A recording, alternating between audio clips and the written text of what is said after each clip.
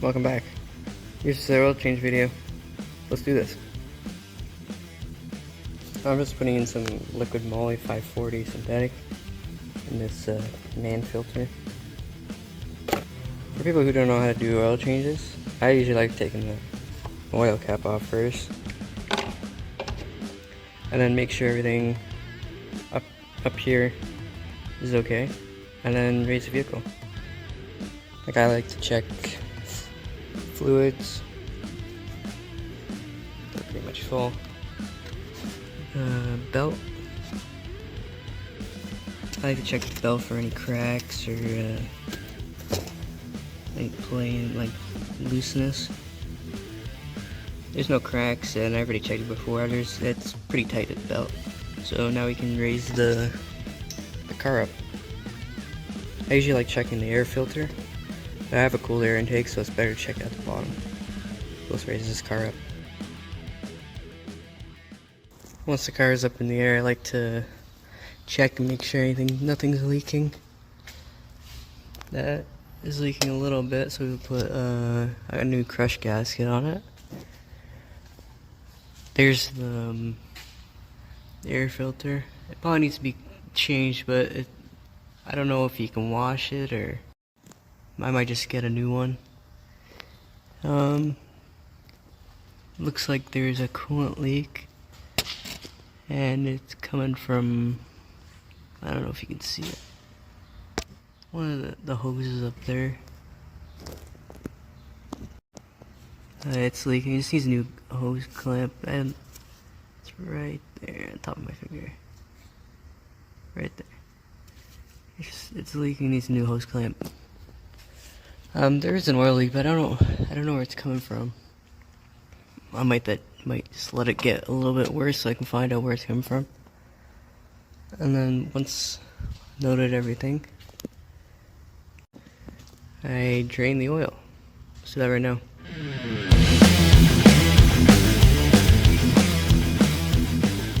While it's draining, I like to check the suspension on the front and the back. Make sure there's no broken springs or loose bulge on these tire rods. Nothing's wrong with the axle, sway bar links. If you shake the tire on either side, you'll be able to feel if there's any play. I'll show you how to do that right now. So that side was good. I'll check the other sides and let you know what happens. All the other sides were good. Usually next I check tire pressures, and this thing is set to 32 psi, so we'll do that right now. Tire pressures are good. Now we plug the drain plug. It's done draining, and then we're gonna go to the oil filter next. But it turns out it was leaking because the threads were pulled, not because of the crush gasket. So this 5-minute video turned to a pretty long one now because it needs an oil pan. Great. So the oil pan's not coming in for a couple days, so I gotta wait for that. For in the meanwhile, we'll do the oil filter, and then we'll do the gear clamp up top, and then we'll come back to this when the oil pan's back. Hopefully this thing doesn't screw up. So all you have to do is unscrew it, and some oil will come out. But I'll do that right now.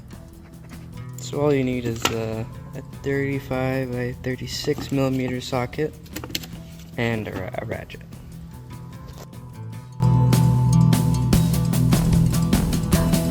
And look at that oil filter. That's way long overdue. It's all wrinkled up. It should look something like that.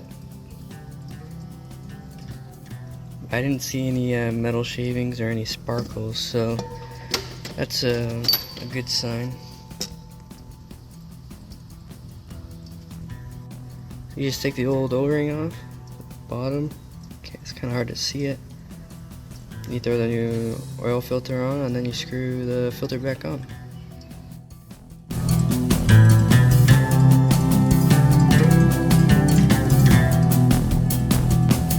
back on. Now we'll lower it and put oil in, but now because of the oil pan I can't really put oil in, so we'll fix that hose clamp. So the hose clamp that's leaking is the one on the right. You can see that pink residue, so it's slowly leaking. I'll just swap it out and have another one.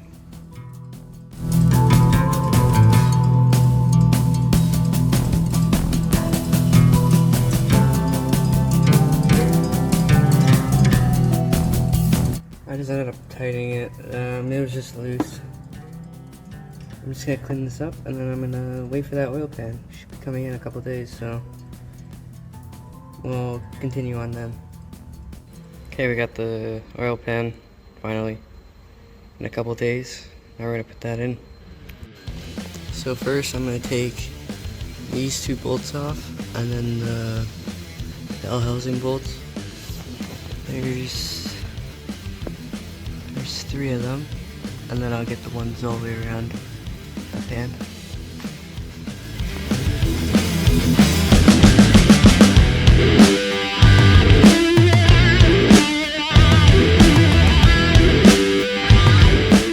So I got those bolts off, and the bell housing bolts for 3.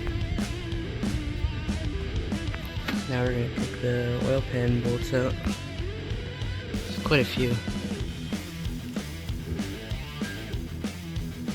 First, I just crack the bolts loose and then zip them out. I was having a bit of a hard time getting those bolts out beside the transmission because they were on a bit of an angle, and I want to drop them into where the torque converter was. So I left the back bolts, so then I'll hold it in place when I pry the oil pan off, so it doesn't come all splashing down on me. I lightly tap it around the oil pan with a barber and hammer. You have to be careful doing this so you don't damage the block. Now you can see that it's pried off, and the back is being held in. Now we just slowly loosen those off and then they will come out.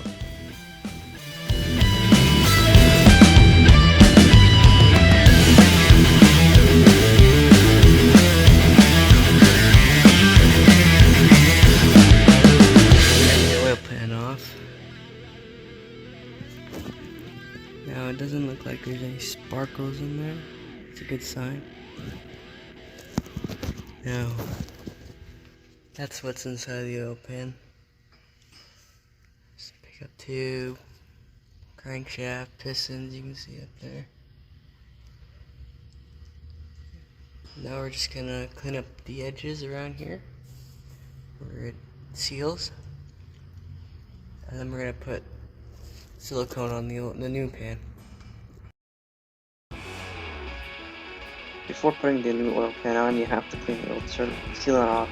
I used a razor blade to scrape off all the old sealant. You have to do this all the way around the block so it has a perfect sealing surface.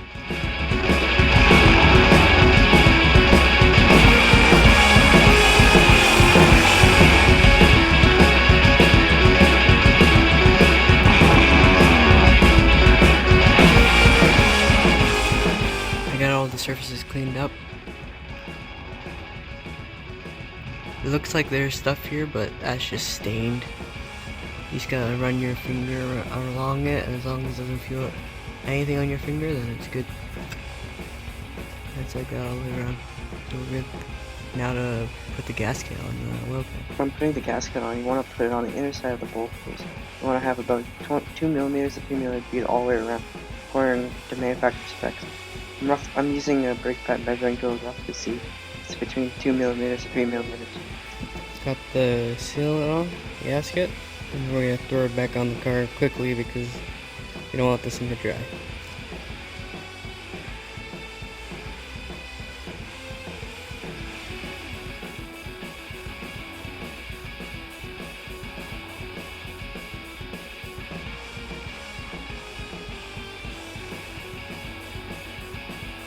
First, I started the oil pan bolts by hand.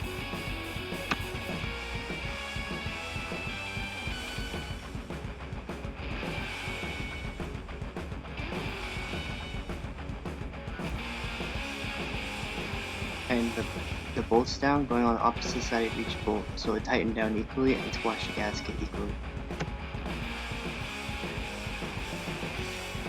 Then I did another pass around to make sure all the bolts were tight. We got all bolts back in. Oh, it looks pretty good. Good job. A little too much on there, but it should look more. The thinner it is, the less is on the inside of the pan.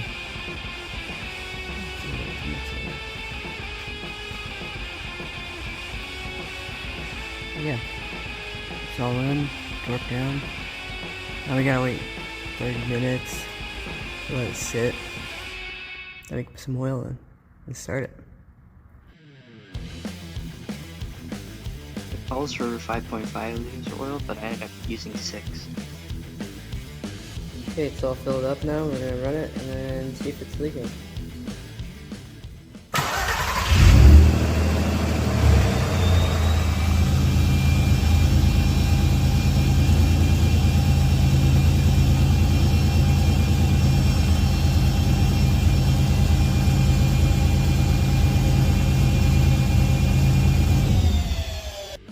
Before we check if it's leaking, we're gonna see how much fluid's in, see it top it off, and then we'll lift it up and see if our oil pan job is good.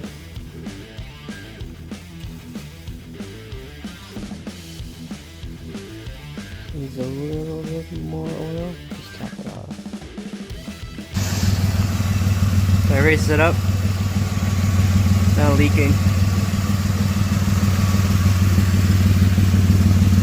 There is an exhaust leak, but we'll fix that later.